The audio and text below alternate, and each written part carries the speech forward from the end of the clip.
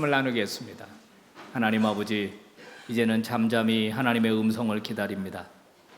미련한 저희들을 깨우쳐 주시옵시고 믿음 없는 저희들을 다시 살려 주시옵소서. 말씀이 육신이 되어 이 땅에 오신 주님이시여, 이제 하나님의 말씀으로 우리의 심령 가운데 임하여 주시옵소서. 부족한 종 세우셨습니다.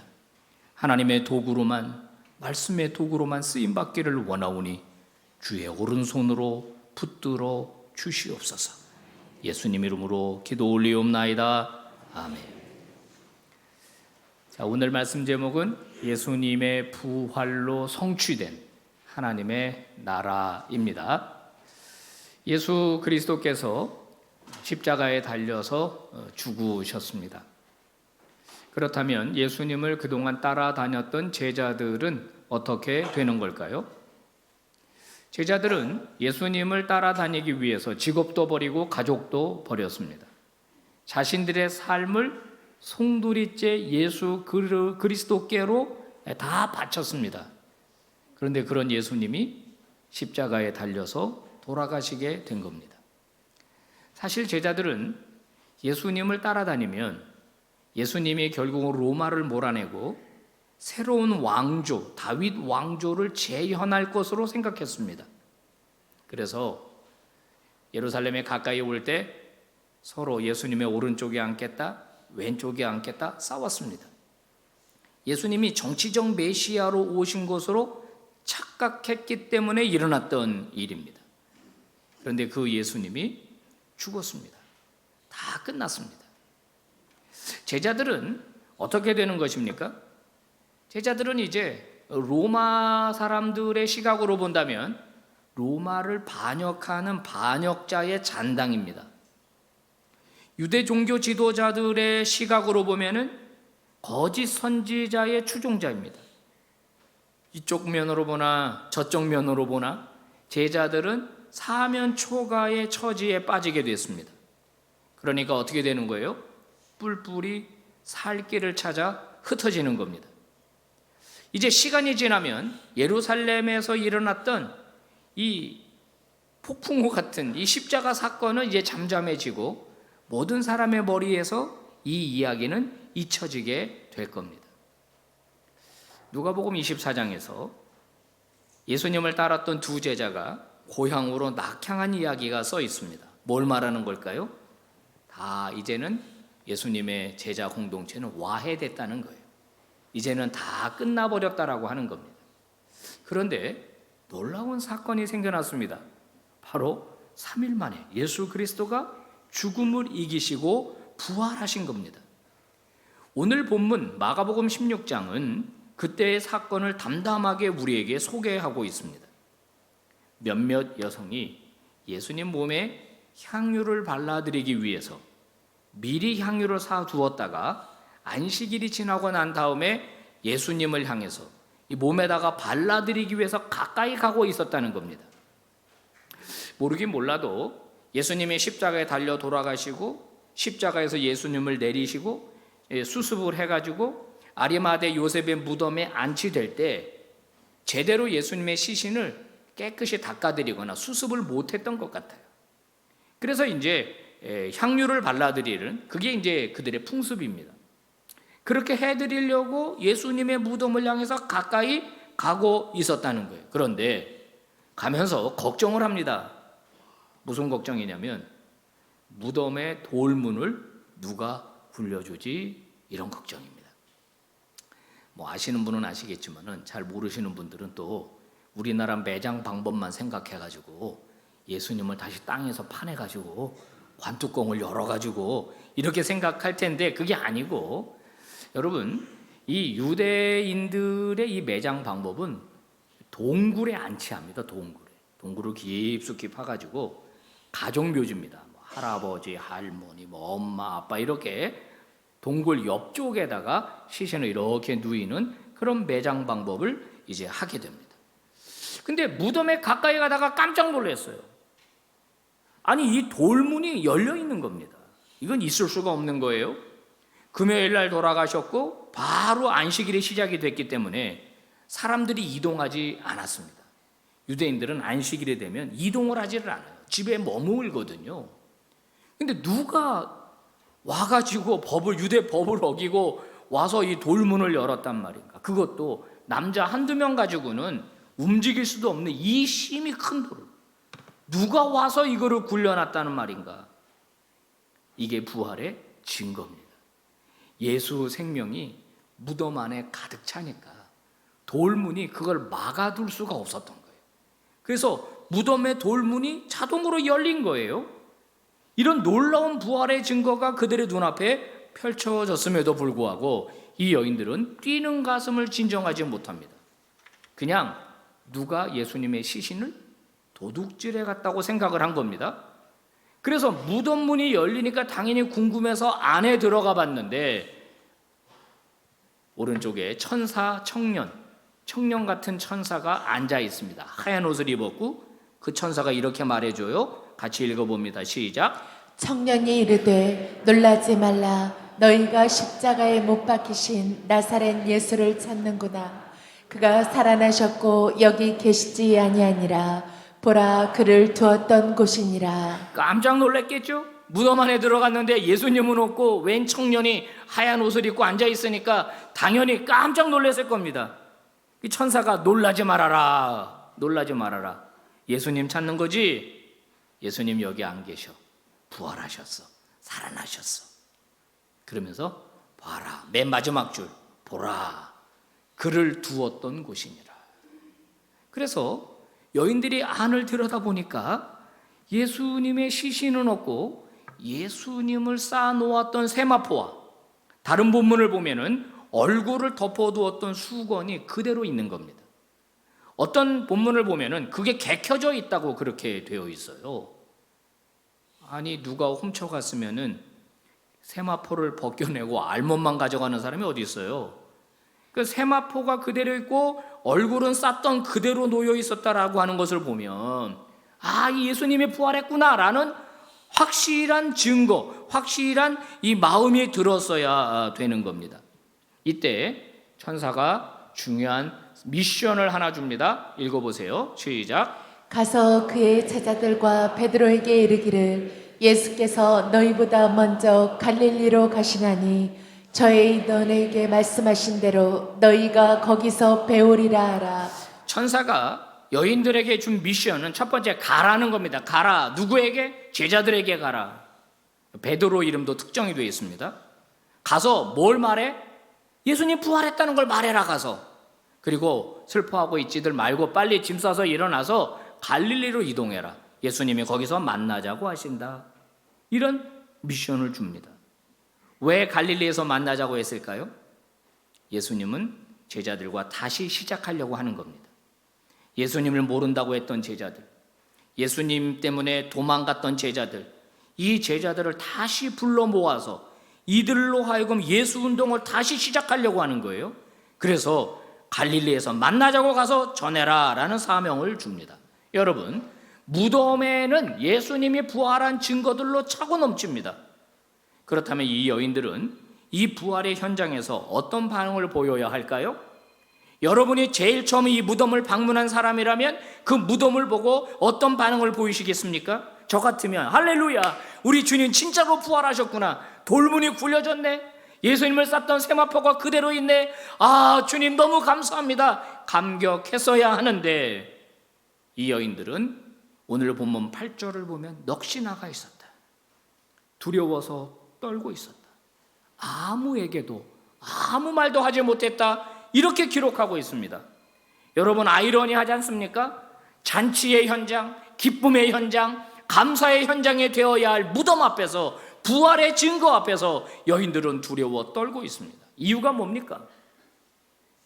예수님이 전에 말씀하셨던 부활을 믿지 못했기 때문입니다.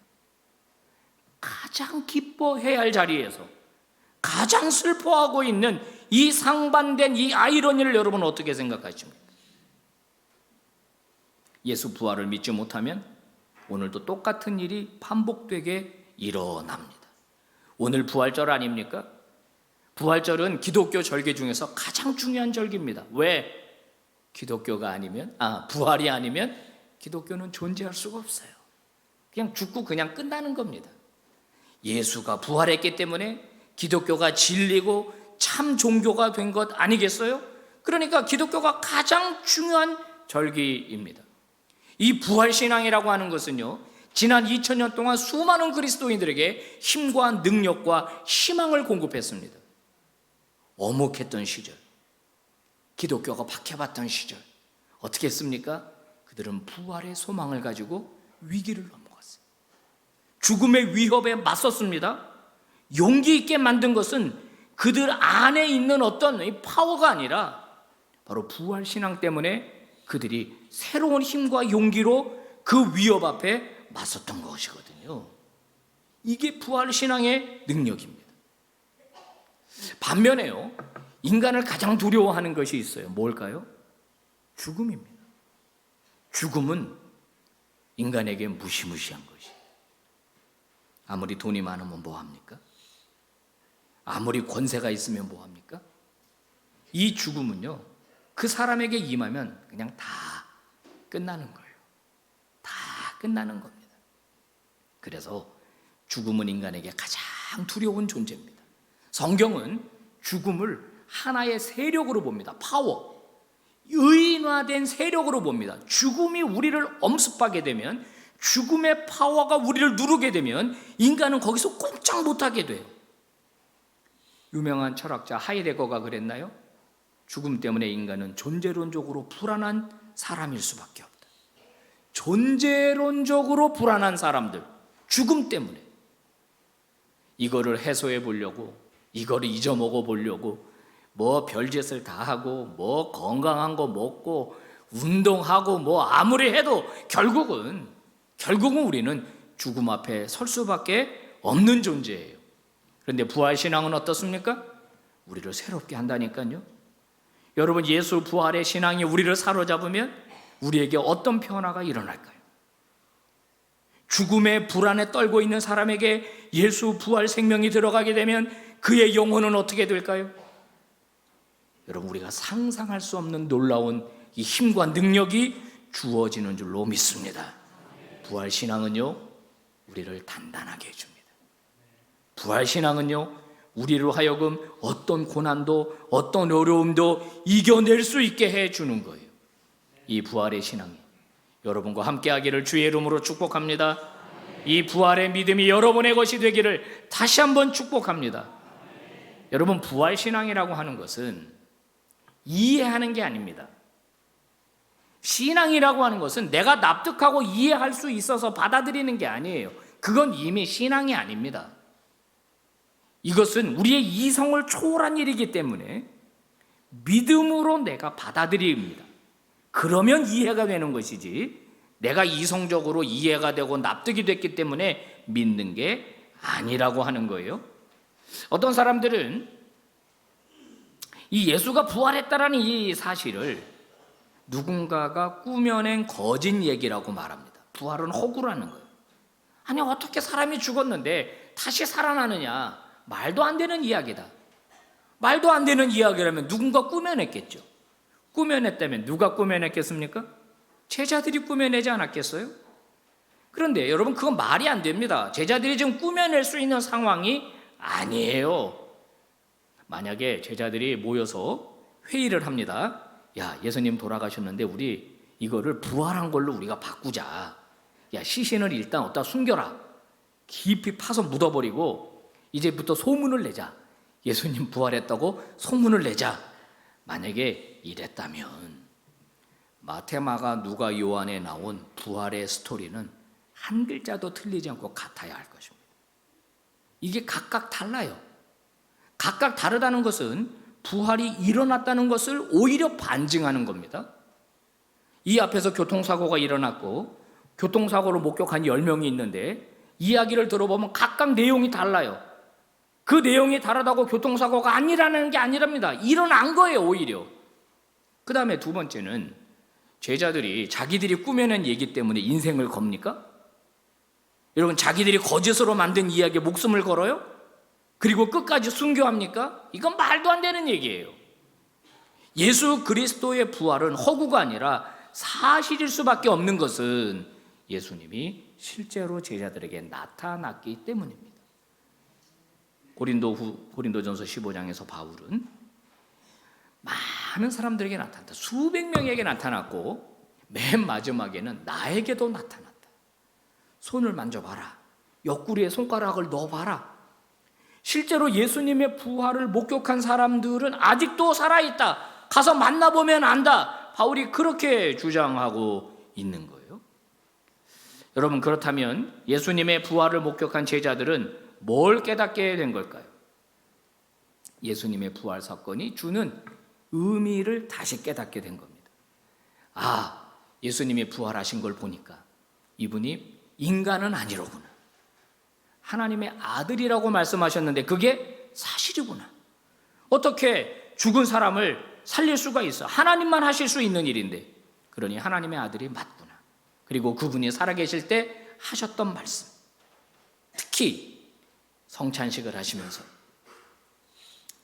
피를 주시면서, 잔을 주시면서 이 피로 말미암아, 내 피로 말미암아 너희들과 내가 언약을 체결할 건데 이제 너희들을 나의 새로운 자녀로, 새로운 이스라엘로 내가 받아들일 것이다. 이 새 언약이 예수님의 피 때문에 이루어질 거라고 했는데 예수님의 부활로 그것이 다 확인이 된 것이고 사실이 된 것입니다. 놀라운 것이죠. 여러분, 예수님은 줄기차게 살아계실 때 하나님의 나라가 복음이라고 외치셨어요. 하나님의 나라가 너희들에게 왔다. 그 나라 속으로 들어와라. 그 나라를 받아들여라. 그렇게 외쳤습니다. 근데 예수님이 죽고 난 다음에 제자들은 예수님이 전한 하나님의 나라를 복음이라고 하지 않고 예수님의 죽음과 부활을 복음이라고 그랬어요. 왜 그런 겁니까? 의문점입니다. 그럼 서로 다른 걸 주장하는 건가? 예수님과 제자들은 서로 다른 복음을 말하고 있는 건가? 그게 아니에요. 같은 복음을 말하는 거예요. 왜? 예수님이 선포하는 하나님의 나라가 예수님의 죽음과 부활로 성취가 됐기 때문에 제자들은 예수님의 죽음과 부활이 곧 하나님의 나라를 가져오는 사건이었기 때문에 그것이 바로 복음이다라고 외치게 된 것입니다. 여러분, 부활이 2000년 전에 일어난 일입니다. 한국에서 일어난 일도 아니고 저 중동 지역 열몇 시간 비행기를 타고 가야 갈 수 있는 저 팔레스틴 땅에서 일어났습니다. 과연 2000년 전에 일어난 저 외국에서 일어난 사건이 오늘 우리에게 어떤 영향력을 끼칠 수 있을까요? 왜 우리는 예수의 부활을 오늘도 말하고 있는 것일까요? 그것은 창조주 하나님이 개입하셔서 하나님이 일으키신 사건이기 때문에 모든 사람에게 영향력을 줄 수 있는 겁니다. 다른 종교, 예를 들어 이슬람 또는 불교 이런 거는 그 당시 그 사람에게만 영향을 끼친 거예요. 근데 예수 부활은 예수님을 통하여 온 인류에게 영향을 끼치는 놀라운 부활의 사건이 되는 거예요. 하나님이 직접 개입하신 사건이기 때문에 그런 겁니다. 예수님은 제자들에게 갈릴리로 빨리 가라. 거기서 너희들을 만나겠다 말씀하셨어요. 제자들을 처음 만난 곳입니다. 아무것도 모르는 제자들에게 찾아가셔서 그들에게 손 내미시고 함께 하나님의 나라 운동을 하자고 그들을 불렀던 장소가 갈릴리입니다. 예수님은 다시 그곳에서 시작하려고 합니다. 그래서 갈릴리로 가자라고 말씀하신 거죠. 주님은 오늘도 2023년 부활절을 맞는 저와 여러분과 함께 하나님의 나라를 시작하려고 합니다.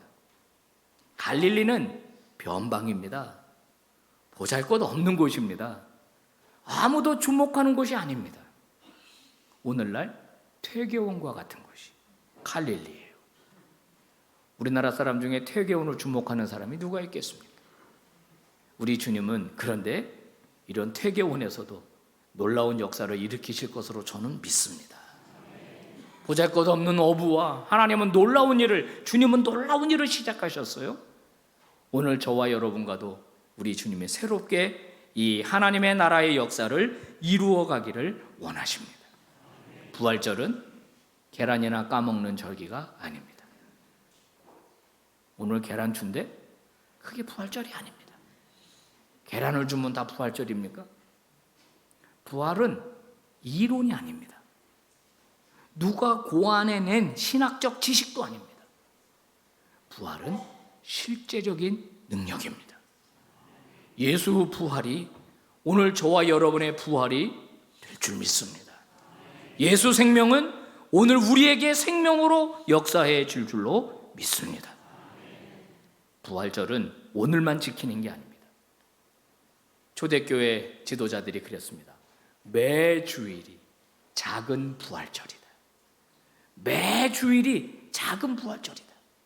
우리는 교회에 와서 주일에 예배드리면서 부활하신 예수님을 기리고 그분을 찬양하고 그분을 높이는 행위를 통해서 오늘 예수 부활의 능력이 우리에게도 임하기를 기도하는 자들입니다. 성도 여러분, 제발 달걀만 가져가지 마시고 예수 생명도 함께 가져가시기를 주의 이름으로 축복합니다. 부활 신앙으로 여러분의 고난을 이겨내시고 여러분의 삶의 문제를 이겨내시고 그리고 하나님의 나라를 이 땅 가운데 확장시켜 나가시는 믿음의 종들이 되기를 바랍니다. 우리에게 주신 말씀 같이 봉독합니다. 시작. 놀라지 말라. 너희가 십자가에 못 박히신 나사렛 예수를 찾는구나.